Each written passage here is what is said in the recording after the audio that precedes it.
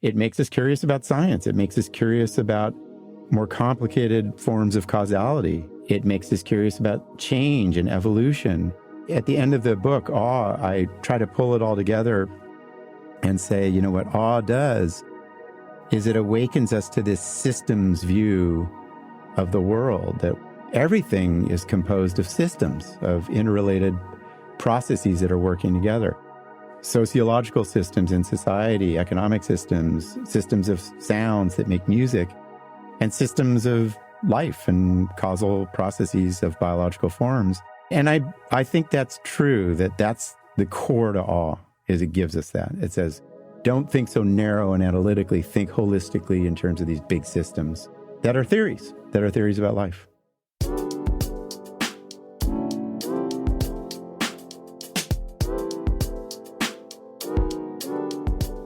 I'm Brandon Vaidyanathan, and this is Beauty at Work, a podcast about how beauty shapes our world and the work that we do.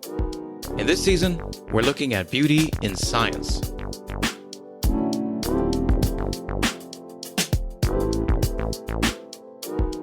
Everybody, thanks for joining us. I am so excited to welcome my guest today, Dacher Keltner, who's a professor of psychology at the University of California, Berkeley, and the faculty director of UC Berkeley's Greater Good Science Center. A renowned expert in the science of human emotion, Dr. Keltner studies compassion and awe, how we express emotion, and how emotions guide our moral identities and search for meaning. His research interests also span issues of power, status, inequality, and social class. Dacher is the author of The Power Paradox and the best-selling book Born to be Good, and co-editor of The Compassionate Instinct. His latest book, which is just released, is titled Awe, The New Science of Everyday Wonder and How It Can Transform Your Life. Dacher, so excited to have you on the show. Thanks for joining us. I'm looking forward to talking with you, Brandon. Great. Well, let's start with what drew you to the scientific study of awe. I mean, people talk about the word awe as something ineffable, and yet you've been able to scientifically study it. What drew you to that, and how has that pursuit been for you? Well, part of the reason that I studied awe scientifically is personal. You know, I was lucky to be raised by parents who really encouraged awe. You know, my dad's a visual artist, so I spent a lot of time as a kid looking at paintings. And my mom taught Romanticism in literature and really taught me a lot about, you know, the sublime in literature. And I lived in a wild period of my childhood of the 60s and, you know, in Laurel Canyon in Los Angeles, and, you know, music and political change were in the air. So it was just part of my early childhood. And then what drew me to it more recently scientifically was the kind of the Darwinian effort to understand just the evolution of human emotion, that we have these amazing emotions, they're part of mammalian evolution, we can measure them with vocalization and facial expression and physiology and how they change our relationship to the world. It was almost a privilege to use these tools of science to try to understand, like you said, Brandon, what's so ineffable, awe, and see what we could learn about it. Well, let's talk about what awe means. And so some people use the words awe and wonder and even beauty interchangeably. Can you tell us a little bit about what you as a psychologist, how do you see these terms and how would you define them? Yeah, there are a lot of, you know, related states that we have to make sense of. So awe is the feeling of encountering vast mysteries that you can't make sense of with your current understanding of the world.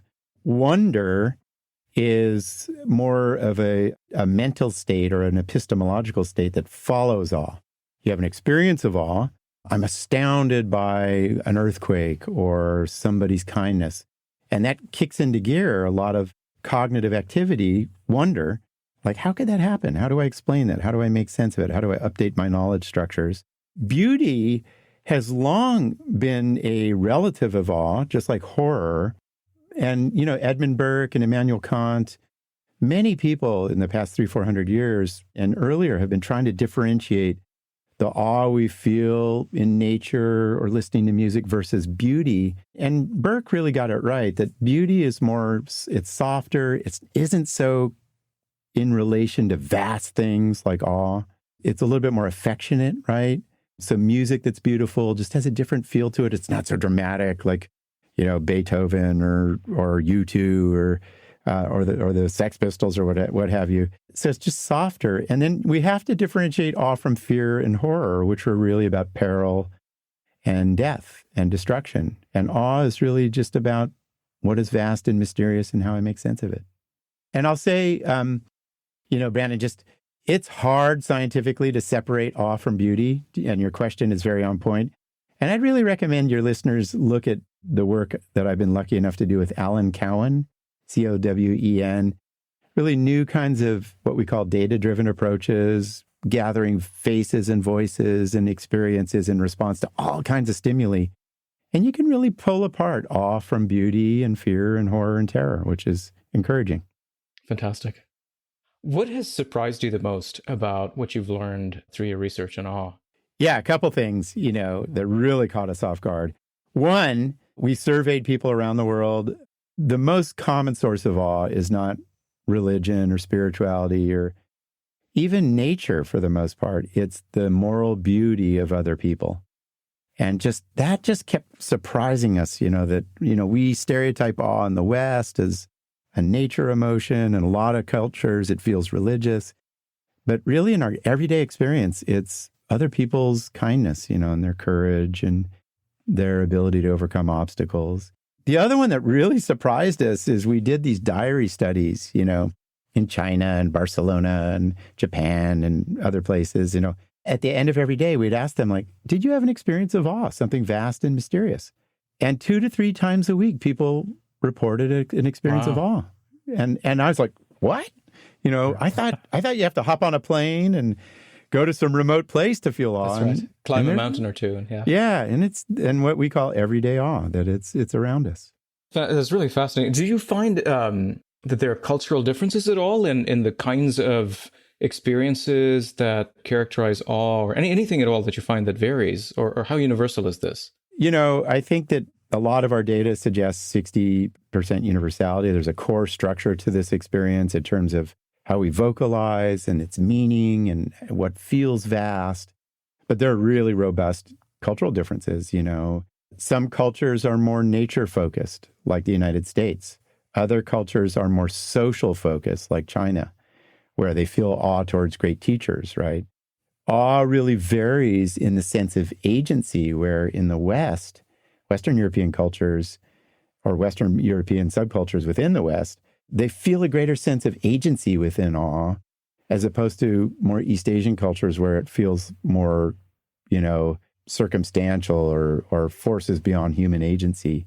We have funny findings showing in the West, in, Western European parts of the United States, awe is more self-generated. So people are awestruck by man, I did so well on that test. I am awesome. And, that was kind of embarrassing. Come on, there's more to awe than you. Right. But that was surprising. So it's just the old story of there's so much that's core to it, that's just human, and there's profound variations. And then finally, we're starting to find that awe, for some cultures, it's much more threatening. Awe is positive around the world, but for hierarchical cultures, religious cultures, there's this sense of threat, judgment, peril that's more prominent. Wow, that's really fascinating. What do you think? What would you say are the causes of this awe? What triggers this in your research? What do you find there? What's driving it?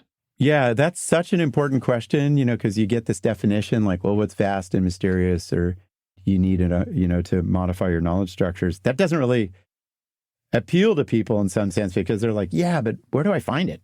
What causes this? And we actually did a lot of work that we're starting to, get out into the published realm. We surveyed people in the spirit of William James, just gather stories of the mystical and awe in this case.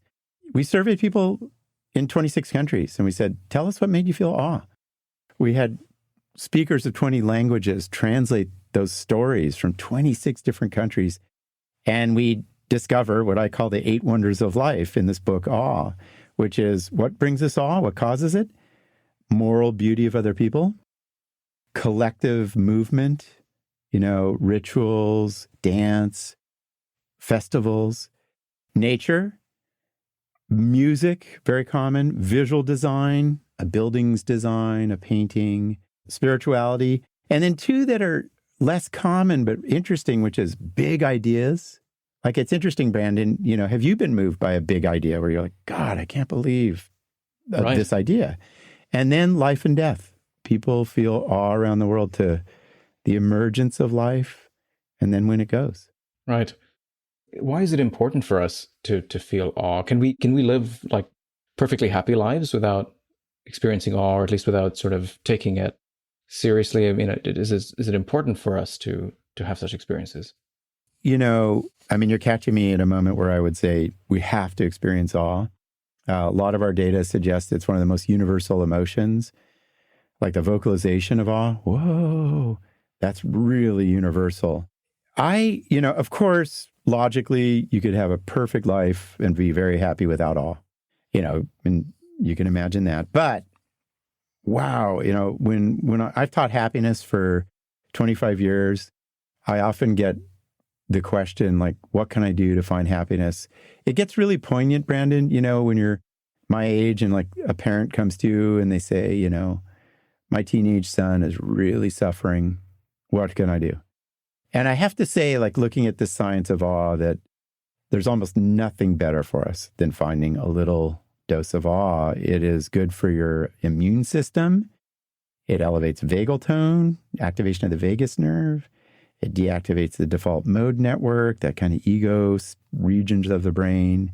Makes you feel less stressed at daily hassles. You feel more connected to people.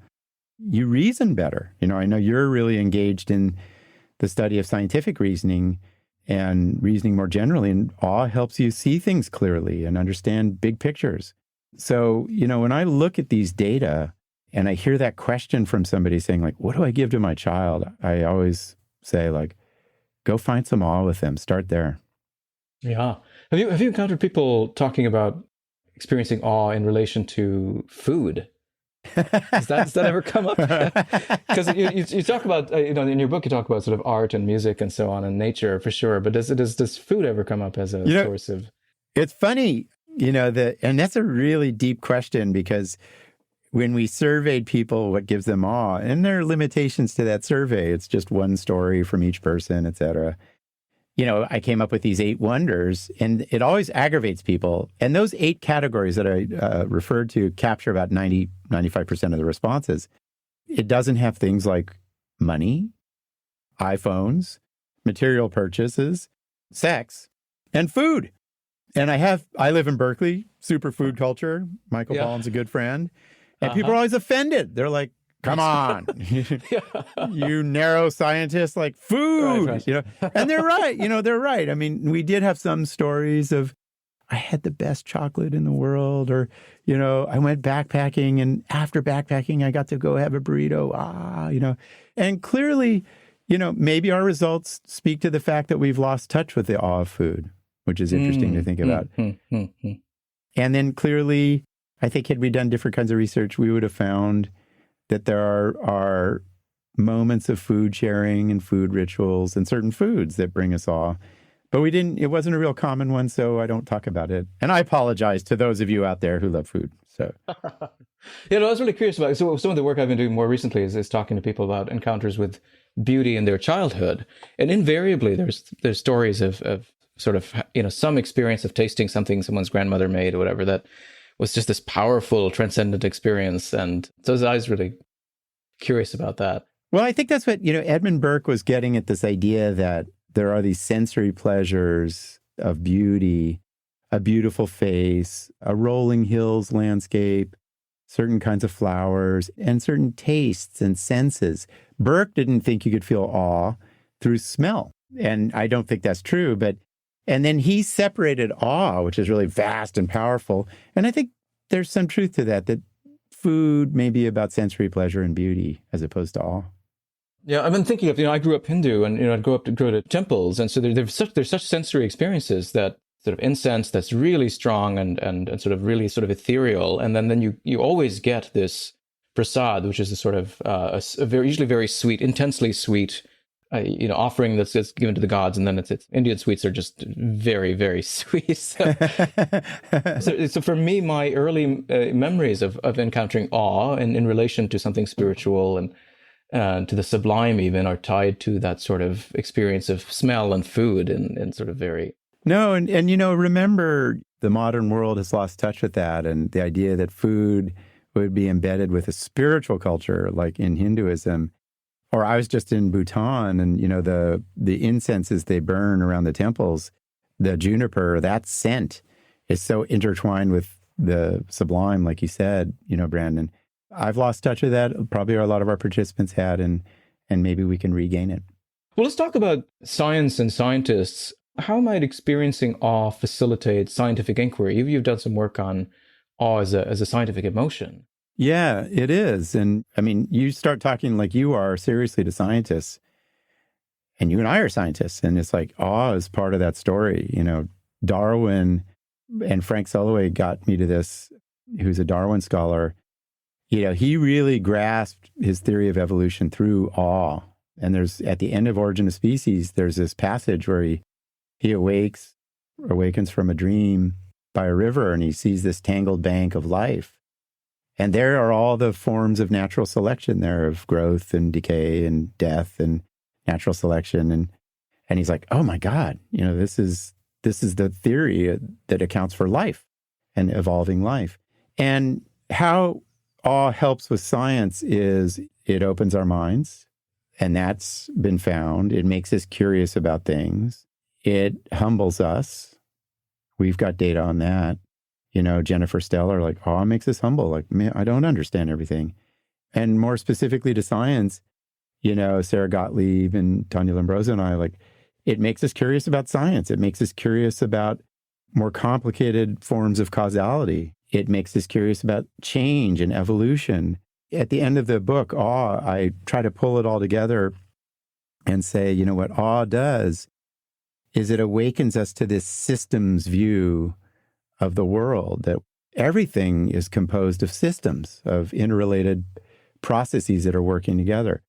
Sociological systems in society, economic systems, systems of sounds that make music, and systems of life and causal processes of biological forms. And I think that's true, that's the core to awe, is it gives us that. It says, don't think so narrow and analytically, think holistically in terms of these big systems that are theories about life.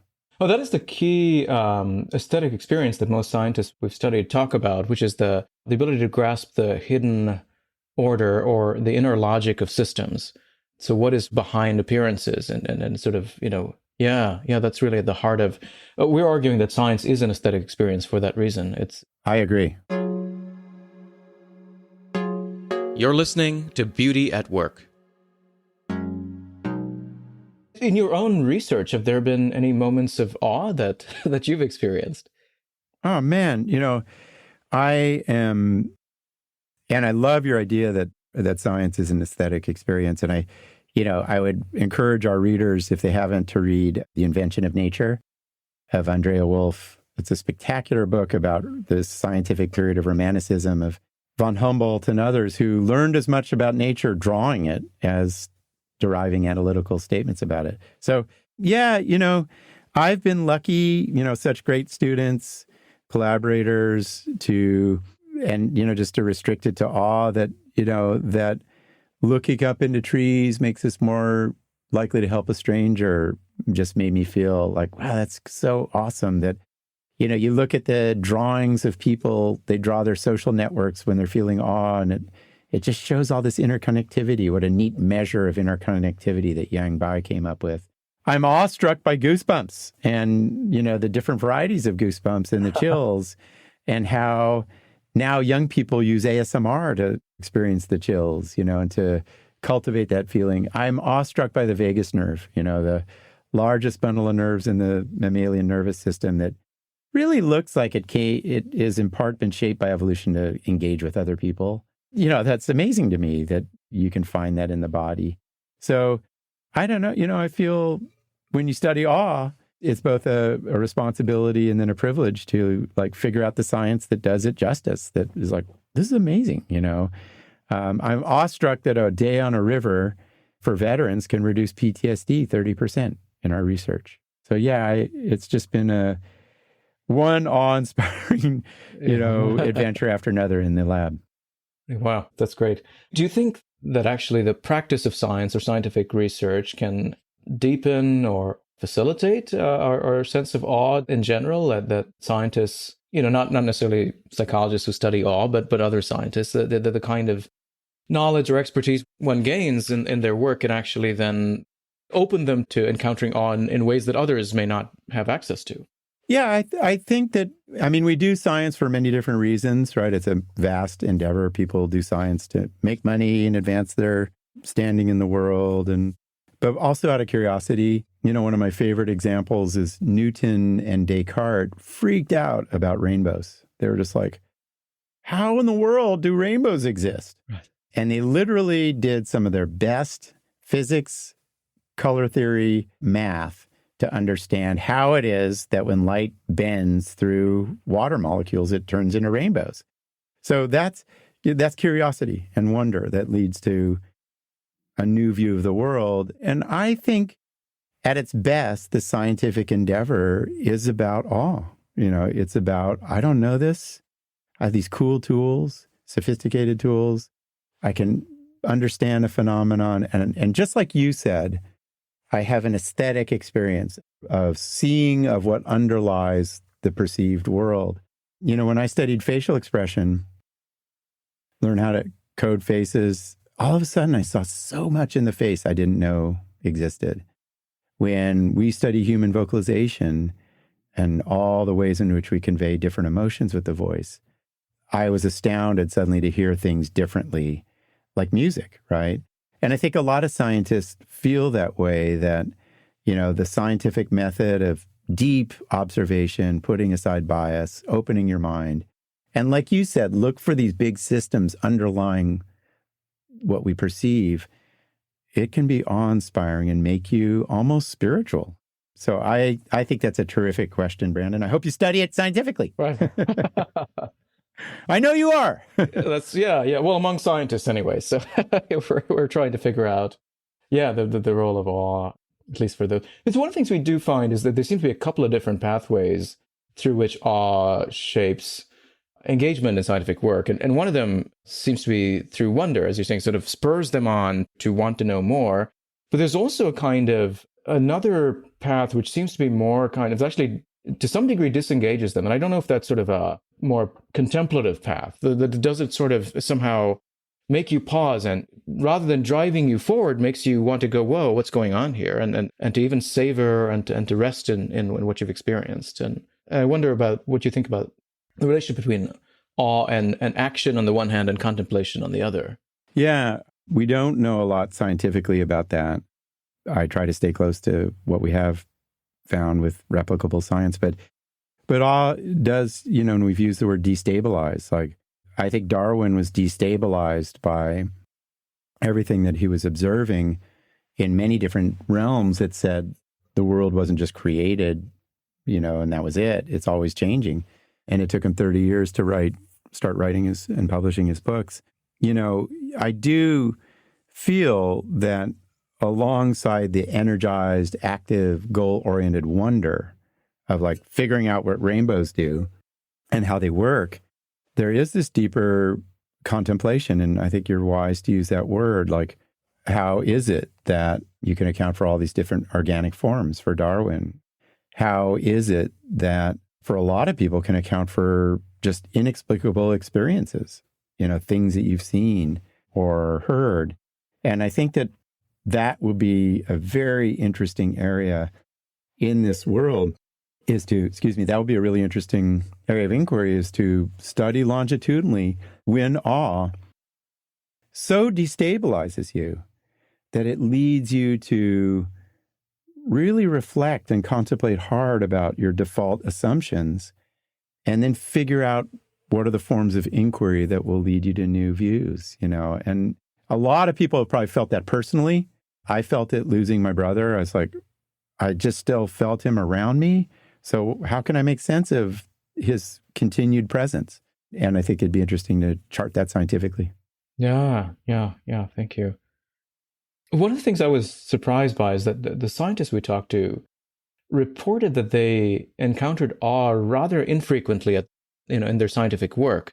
Now, it's likely that they encounter awe in nature and other places, more frequently, but I was curious as to what it is about the nature of scientific work that leads many to say that, I've never encountered awe in my work. And is it something to do with the culture of scientific work and research culture and, the narrow specialization and having to get, spend all your time getting grant funding or publish or perish? Or, what do you think of the culture of science and of academia more generally today does to our pursuit of awe and wonder in science? And That's a very poignant question. I do feel the academic culture and the scientific disciplines within it have become hyper competitive, publishing more than ever, grant pressures more than ever.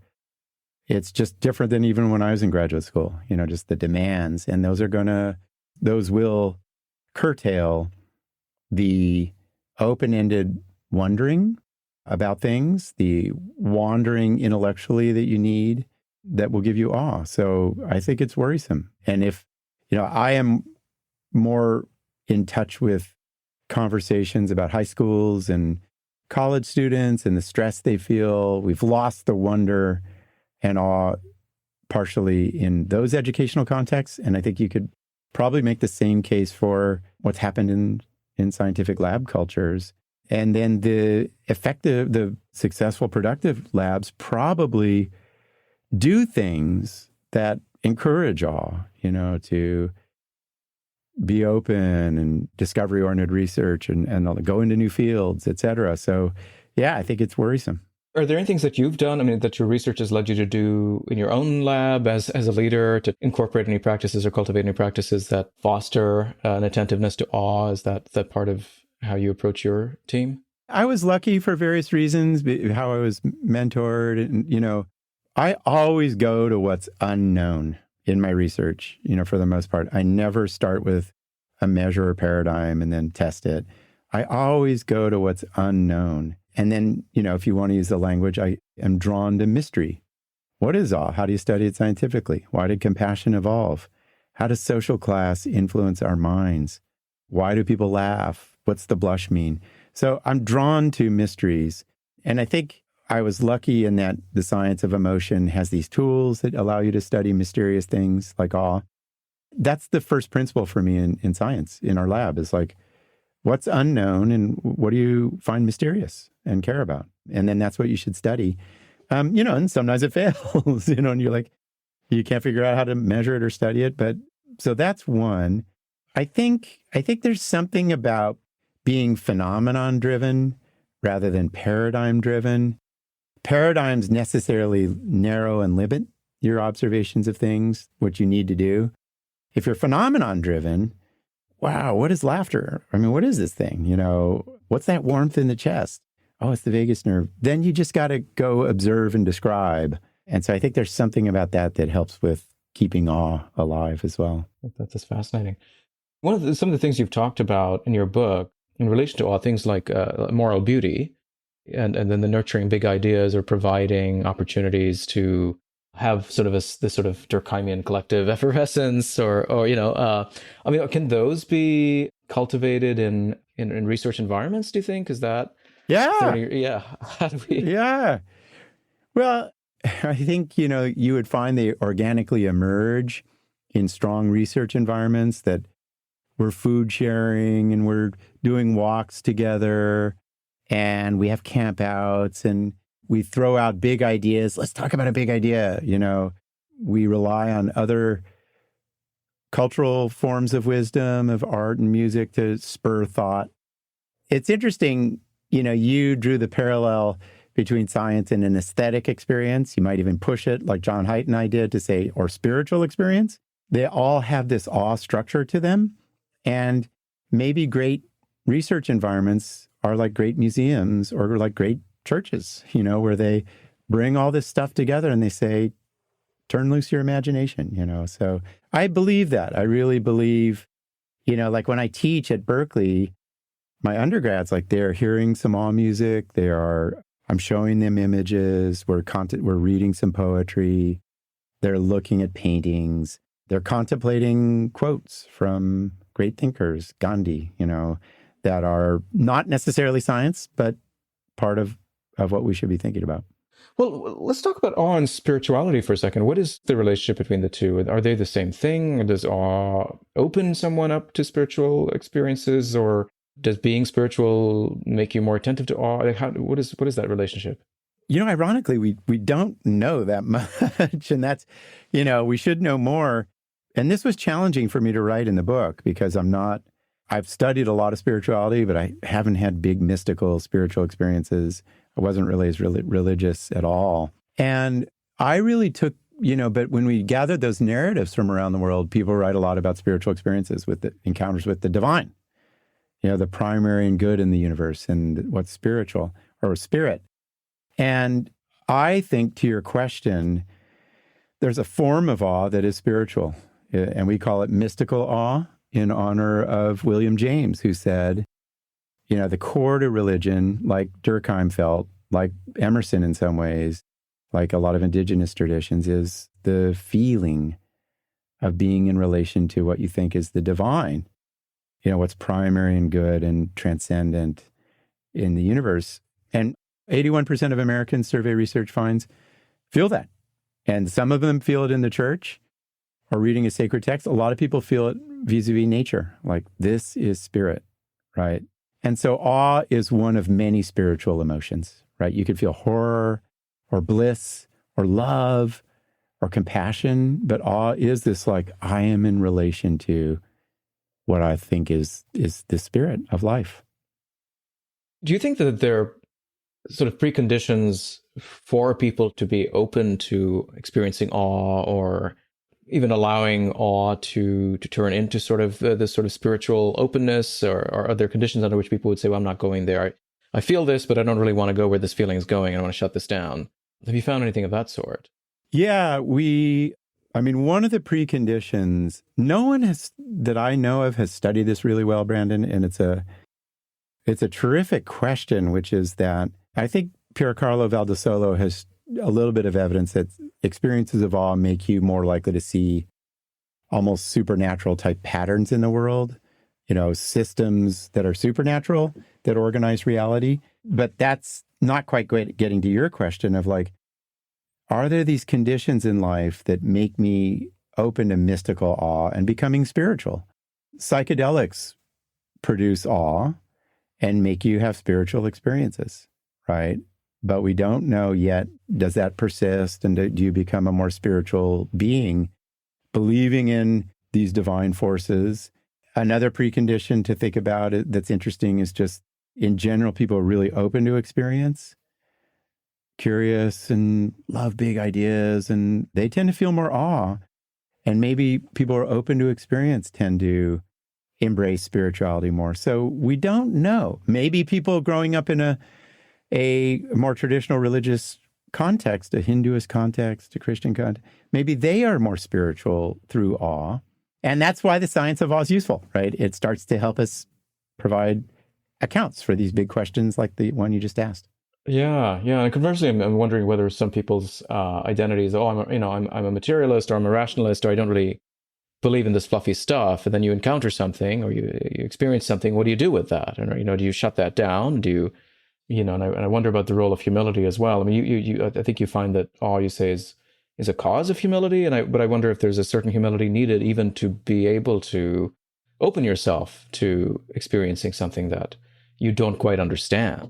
And that's you're pointing to all these great hypotheses, and I hope our audience appreciates that's why we talk too, is to have open-ended hypotheses, which is there are a lot of scientists who are atheists. There are a lot of scientists who believe in spirit. And maybe awe is the separator, that those scientists who are open to awe, they suddenly see, wow, there's a spirit in the brain that's beyond the neurons. And lots of deep experiences of awe, for me, have made me more open to that. That like, wow, maybe the biological account of things just doesn't do it all. So right. I mean, it reminds me, I very, very recently met Richard Dawkins and had a 2-minute conversation with him. And, it was fascinating because he now essentially considers himself spiritual. No way. Because of experiences of awe, where he's profoundly moved by music and poetry in ways that he can't quite account for. Still hates religion and hates God and thinks it's Of bad course. and evil.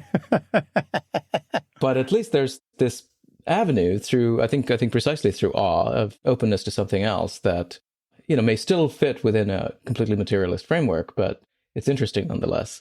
What is one way in which you would recommend our listeners cultivate awe in their daily lives? How do we better attend to it, nurture it, nourish it? Yeah, and thanks for asking that.